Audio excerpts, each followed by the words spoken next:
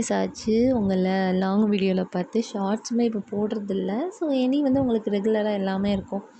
And இன்னொரு விஷயம் என்னென்னா, அந்த பிரேக் வந்து நான் தெரிஞ்சு தான் எடுத்துக்கிட்டேன். நானாக எடுத்துக்கிட்ட ஒரு பிரேக் தான். கொஞ்சம் லாங்காகவே இருந்தது. ஓகே அப்படின்னு சொல்லிட்டு தான் எடுத்துக்கிட்டேன். கொஞ்சம் ஃபோன் எடுக்க வேண்டாம், வெளியே போகும்போது வீடியோஸ் எதுவுமே எடுக்க வேண்டாம். ஆக்சுவலி இந்த டேஸ் த்ரூ அவுட் திஸ் 3 வீக்ஸ்ன்னு நினைக்கிறேன். ஸோ நிறைய வீடியோஸ் எடுத்திருக்கலாம், நிறைய ஷார்ட்ஸ் அப்லோட் பண்ணியிருக்கலாம். பட் நான் எதுவுமே எடுக்கல. சில டைம் ஃபோனே நான் வெளியே எடுத்துகிட்டு போகிறதில்ல. மேக்ஸிமம் வந்து வீட்டில் தான் வச்சுட்டு போகிற மாதிரி இருக்குது.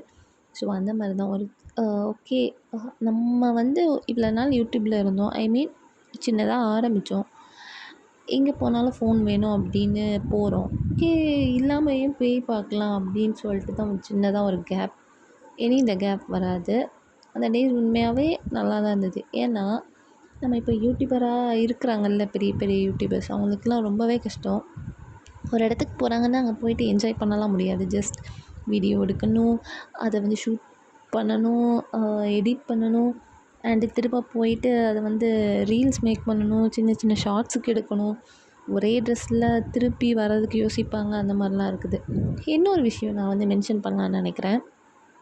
ஆக்சுவலி ட்ரெஸ் வந்து இப்போது நிறைய பேர்கிட்ட நான் பேசும்போது, ஐ மீன் ஒரு ஏஜ் அப் டு 25 to 35 அந்த ஏஜில் இருக்கிற பீப்புள்ஸ்கிட்ட பேசும்போது அவங்களுக்கு என்னென்னா, ரிப்பீட்டடாக அந்த ட்ரெஸ்ஸை நம்ம வந்து அனதர் ஈவெண்ட் ஒரு இன்னொரு பிளேஸுக்கு நம்ம போகிறதுக்கு ஒரு மாதிரி இருக்குது, அது மாதிரி பேசுவாங்க.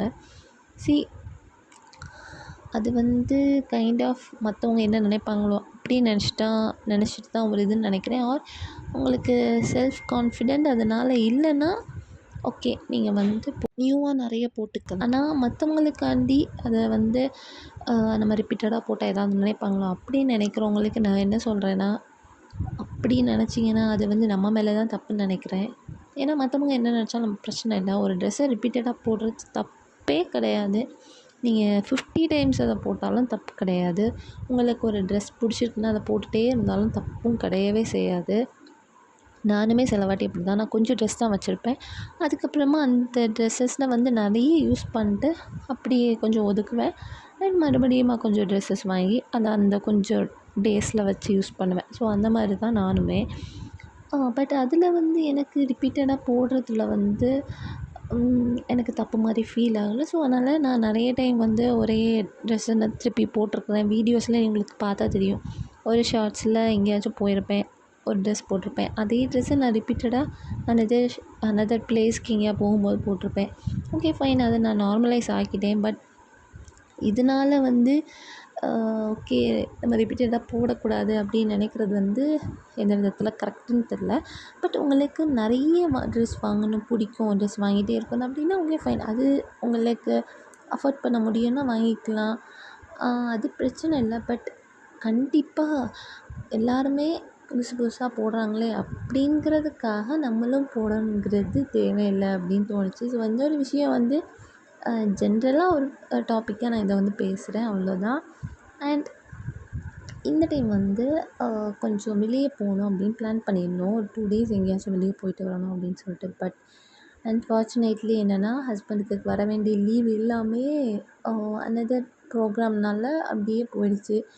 அண்டு கிறிஸ்மஸ் முடிஞ்ச பிறகு போகணும் அப்படின்னு நினச்சிருந்தோம். பட் அதுக்குமே வேறு ஷெட்யூல் வந்து இருக்குது அப்படின்னு அட்வான்ஸாகவே சொல்லிட்டாங்க. ஸோ இந்த டைம் வந்து எங்கேயுமே போகிற மாதிரி இல்லை. கொஞ்சம் மன வருத்தம் தான். எனிவேஸ் நெக்ஸ்ட் இனிமேல் ஜூன் அந்த டைம் வந்து ஏதாச்சும் கண்டிப்பாக லீவ் இருக்கும். ஸோ அந்த டைம் வந்து எங்கேயாச்சும் போகலாம் அந்த டைம் அப்படின்னு சொல்லிட்டு ஒரு சின்ன பிளான் இருக்குது. ஸோ இந்த டைம் வந்து பிளான் அப்படியே போயிடுச்சு. கொஞ்சம் மன வருத்தம் தான். ஆனால் ஓகே ஃபைன், எல்லாமே ஒரு குட்டுக்காக தான் அப்படின்னு சொல்லிட்டு மைண்டை செட் பண்ணியாச்சு.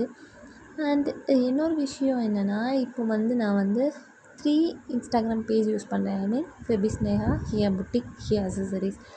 ஸோ எனக்கு 3 பேஜஸ் வச்சு மெயின்டைன் பண்ணுறது உண்மையாகவே ரொம்ப கஷ்டம். யாராக இருந்தாலுமே ரொம்ப கஷ்டம்.